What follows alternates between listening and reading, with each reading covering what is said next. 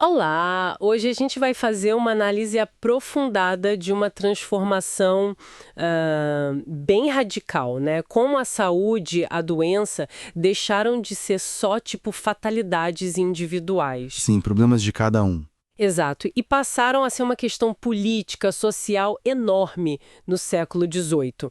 A nossa base aqui é a análise do Michel Foucault sobre como nasce essa medicina coletiva, junto com a medicina mais privada. Isso. O objetivo é entender as raízes do que ele chamou de nosopolítica, a política da doença, basicamente. E é muito importante, eu acho, entender que essa nosopolítica, ela não vem só do Estado, assim, de cima para baixo. O interessante é que a saúde da população vira uma preocupação geral, sabe? Vinda de vários lados. Exatamente. Grupos religiosos, associações, sociedades científicas, todo mundo começa a se preocupar com isso. Vira uma responsabilidade coletiva. Não é tanto uma medicina social já planejada, mas uma nosopolítica refletida, um objetivo pensado, debatido por muitos atores. Entendi. Porque antes disso, a preocupação coletiva era muito ligada à assistência aos pobres, né? Basicamente isso. A medicina entrava ali como uma parte do socorro. O foco era nos pobres doentes, geralmente naquelas instituições de caridade que faziam de tudo um pouco. Alimentar, abrigar. Moralizar também. A cura em si, bom, não era bem o foco principal do hospital tradicional, né? Não mesmo. Mas aí, no século XVIII, vários fatores começam a mudar esse cenário. Primeiro, tem uma crítica econômica bem forte a essas fundações de caridade. Ah, sim. Vistas como, um monte de capital parado, incentivando a ociosidade, sabe? Faz sentido. E começa também uma análise mais, digamos, rigorosa da pobreza, tentando separar quem podia trabalhar de quem não podia, buscando tornar a mão de obra útil e, se possível, olha só, fazer os próprios pobres pagarem pelos custos da doença deles. E talvez o ponto de virada seja justamente esse, a saúde da população geral se tornando um objetivo político central. Exatamente. Isso se liga muito àquele conceito de polícia da época, né? Que não era só a polícia que a gente pensa hoje. Não, era bem mais amplo. Era um conjunto de táticas para garantir a ordem, a riqueza e, agora, de forma bem clara, a saúde da nação. Então a doença dos pobres sai um pouco daquela esfera só da caridade e entra na gestão dessa polícia médica. Perfeito. E a gestão da força de trabalho se torna crucial nisso, ainda mais com o crescimento da população na Europa. A população mesmo, com suas características biológicas. Tipo, taxa de natalidade, longevidade, as doenças mais comuns. Isso. Tudo isso passa a ser um objeto de saber, de poder. O Estado e outras instâncias também querem entender, querem otimizar esses traços para o bem econômico e social. E essa noseopolítica cria ferramentas novas, né? É aqui que fica realmente interessante. Essa atenção especial com a infância e, por consequência, a medicalização da família. Fundamental. O foco passa a ser garantir que a criança sobreviva e seja útil no futuro. E isso cria obrigações novas, bem físicas, de cuidado na relação dos pais com os filhos. Higiene detalhada, amamentação que passa a ser meio que supervisionada. Exato. A família vira esse meio principal para implementar normas de saúde, vira alvo de campanha educativa, de vacinação. Ela acaba ligando a saúde individual aos objetivos do Estado, né? E impulsiona a procura por médicos. E o outro pilar importantíssimo é a higiene. Aquela ideia antiga de regime, de regras de vida para manter a saúde individual. Sim, que era mais pessoal. Pois é, ela é ampliada e aplicada para a população inteira. O objetivo é muito claro: diminuir a epidemia, reduzir mortalidade, aumentar a expectativa de vida. E essa higiene coletiva, ela justifica intervenções bem autoritárias no ambiente. Tipo o quê? Planejamento urbano, regras para cemitério, sistema de esgoto, saneamento de áreas que eram consideradas insalubres. E o médico ganha um papel central nisso tudo, né? Não só para tratar quem está doente, mas para definir como as pessoas devem viver. Precisamente. O médico, principalmente o higienista, ele sobe para uma posição de muito poder administrativo, político até. Ele vira o especialista que observa, analisa e dita as normas para o corpo social. Nossa. E isso levanta uma questão importante, né? Sobre como essa autoridade médica começou a definir o que era um comportamento normal ou saudável, indo muito além da simples cura da doença. Com essa mentalidade nova, focada na saúde da população, na higiene, as instituições antigas começaram a aparecer. Problemáticas. O hospital tradicional, por exemplo, Sim, passou a ser visto como um problemão, um lugar fechado, perigoso. foco de contágio, né? Exato. E ineficiente para essa nova meta de saúde coletiva. E caro também. É verdade. Teve até gente propondo acabar com os hospitais. Mas, bom, isso era meio utópico. O que aconteceu mesmo foi uma reforma profunda para integrar o hospital nessa nova lógica. Como assim? Primeiro, tiveram que repensar onde ele ficava na cidade, o tamanho dele. Segundo, transformar o espaço interno numa espécie de máquina de curar. Máquina de curar? Tipo, com ventilação controlada, separação dos doentes por tipo de doença, registros médicos bem sistemáticos para poder acumular conhecimento. Entendi. E ele também ganhou funções novas, imagino. Com certeza. Começam a surgir hospitais especializados, maternidade, hospital infantil, mais focados na cura mesmo e ligados ao desenvolvimento do saber médico. E um ponto crucial. O hospital vira a base para a rede médica que se espalhava pela sociedade. E para a formação dos médicos também, né? Fundamental.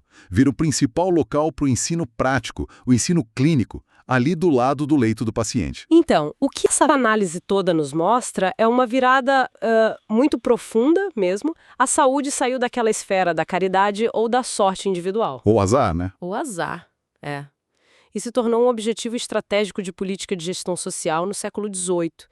Novas formas de poder surgiram focadas na população como um todo, usando a família como um agente importante e o controle do ambiente, pela higiene, como ferramenta-chave. A saúde foi, de fato, politizada de um jeito novo. Exato. E fica a reflexão, né? Como será que essas estratégias lá do século XVIII de gerenciar populações pela saúde, de controlar espaços e medicalizar a vida cotidiana, de usar a família como agente de saúde, como elas ainda ressoam hoje em dia? Boa pergunta. A gente pode pensar nisso nos debates atuais sobre saúde pública, sobre vigilância epidemiológica, ou até mesmo nessa nossa busca constante por bem-estar, por longevidade. O quanto dessa história ainda molda a nossa relação com o corpo e com a saúde hoje. Fica aí pra gente pensar. Como é que a saúde, sabe, no século XVIII, passou de ser uma questão quase pessoal ou de caridade para se tornar algo central na política, no poder? É uma ótima pergunta. Hoje vamos mergulhar um pouco nisto, explorar a emergência do que a nossa fonte chama nosopolítica. Quer dizer, a política da doença da saúde. Exato. E como isso mudou tudo. Sim, a ideia é perceber como é que a medicina e a gestão das pessoas, o controle social e até o dia-a-dia se começaram a misturar nesse período. É importante dizer logo que, bem, o século XVIII não inventou a preocupação com a saúde de todos. Isso já existia. Ah, claro. Mas o que acontece aí é uma sistematização diferente, sabe? Uma análise muito mais explícita. E não foi só o Estado a puxar por isso, pois não? Não, de todo. Havia muitos atores envolvidos. Grupos religiosos, associações, sociedades científicas. Todos ajudaram a colocar a saúde como um problema coletivo, que precisava de ser pensado e gerido. Ok, então vamos lá tentar desconstruir isto. A análise que temos aponta para algo interessante. Duas coisas a acontecer ao mesmo tempo. Por um lado, uma medicina mais privada, de mercado, focada no cliente individual. Certo. A relação médico ao paciente como a conhecemos hoje, em parte. E, por outro lado, ao mesmo tempo, organiza-se uma política de saúde pública que olha para a doença como um problema político e económico para todos. Exatamente. E o ponto-chave é que não são fases. Acontecem juntas. São como duas faces da mesma moeda que estava a surgir. E isso é uma grande diferença em relação ao que havia antes, imagino. Sem dúvida. Antes, a doença das massas era vista mais no contexto da assistência aos pobres, dos socorros. A medicina era só uma parte, muitas vezes nem a principal. Era mais caridade, gerida por instituições que faziam um pouco de tudo. Pois, e o século XVIII começa a criticar isso. As fundações antigas, por exemplo, eram vistas como capital parado, pouco útil. Interessante. E a própria pobreza começa a ser analisada de outra forma, mais utilitária. Quem são os pobres que podem trabalhar? Quem é só um fardo? E a doença deles? Aí está. Surge o problema específico da doença dos pobres, ligada diretamente à capacidade de trabalho, à produção, à força económica do país. É aqui que a coisa muda mesmo de figura, não é? O objetivo do poder político alarga-se. Completamente. Já não é só ajudar os mais fracos. A meta passa a ser, melhorar a saúde de toda a gente, de toda a população. Exato. Elevar o nível geral de saúde. Tornar o corpo social mais forte, mais produtivo. E isso liga-se àquela ideia de polícia do século XVIII, certo? Perfeitamente. A polícia não era só repressão. Era o conjunto de técnicas para garantir a ordem, o crescimento económico e, agora de forma muito clara, a saúde da população. E o que é que estava por trás disto tudo? Qual era o motor? Bem, a grande questão era gerir a população, um conceito que ganha muita força. Havia crescimento demográfico, era preciso integrar as pessoas na produção, controlar. O corpo tornou-se um objeto de gestão política. Isso mesmo, o corpo individual e o corpo coletivo da população, com variáveis biológicas, longevidade, doenças, nascimento a serem medidas, analisadas, otimizadas. Nasce uma tecnologia da população. E como é que essa tecnologia funcionava na prática? Dê-nos exemplos. Olha, um exemplo claro é a medicalização da família e o foco enorme na infância. Ah, sim. O interesse não era só ter mais crianças, mas garantir que sobreviviam e cresciam. Bem, para serem úteis. E como é que se fazia isso? Impunham-se novas regras à família, sobre higiene, amamentação, cuidados com o corpo dos bebês. A família tornou-se, o primeiro agente da medicalização. A literatura sobre como criar filhos, as vacinas, tudo isso faz parte. Entendo. E que outras consequências? Outra muito forte é a importância da higiene pública e a medicina usada como controle social. Controle social? Como assim?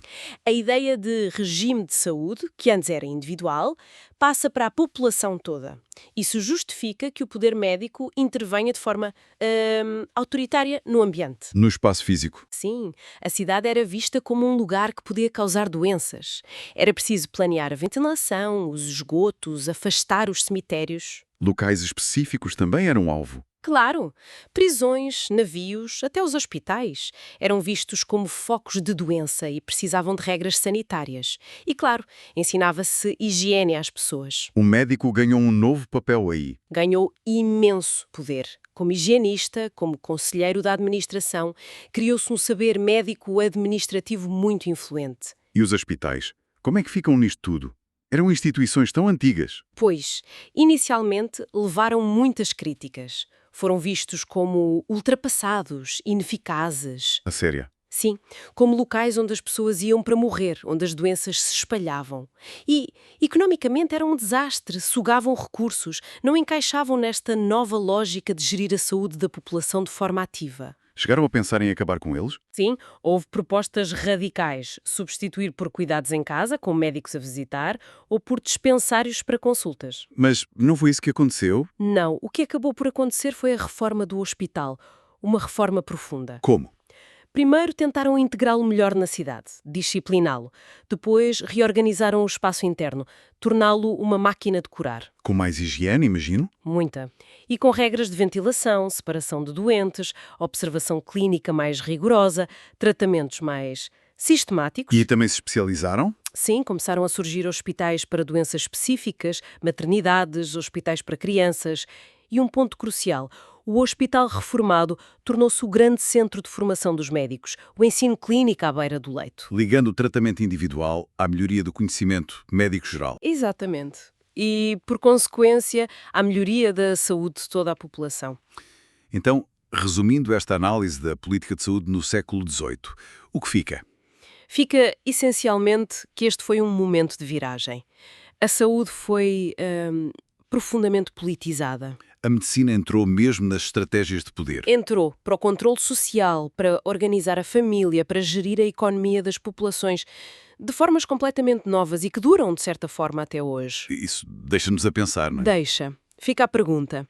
Até que ponto é que esta mentalidade do século XVIII, esta polícia médica que vê a saúde também como um instrumento para gerir a utilidade, o comportamento das pessoas, até que ponto é que isso ainda ecoa hoje, nas nossas políticas de saúde pública, nos debates atuais. Como equilibramos hoje a saúde de cada um, o bem-estar de todos, e as pressões económicas ou de segurança? É uma tensão que vem, em parte, dessa época e que continua muito presente.